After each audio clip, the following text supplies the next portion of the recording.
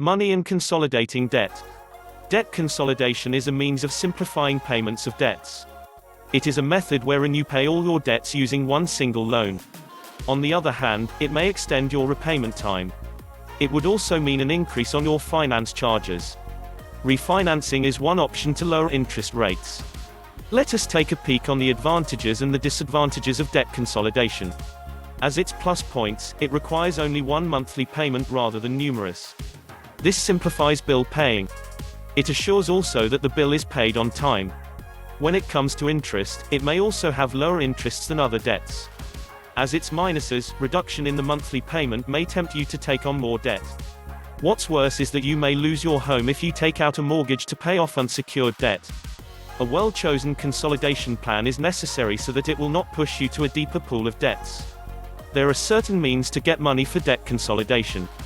Here are some of them.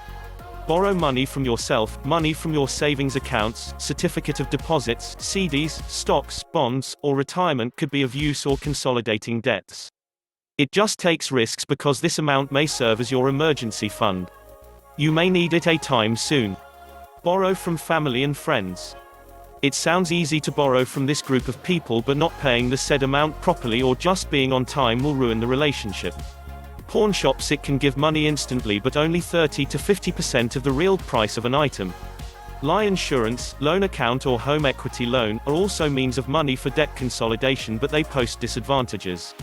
Just bear in mind, a consolidation loan is fine if and only if you have a high amount of debt, have a very high interest rate on that debt, or are considering borrowing more money at a high interest rate.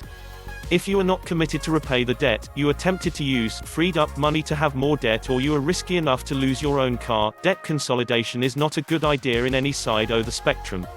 You have to think of some alternatives and not resort to consolidating debt.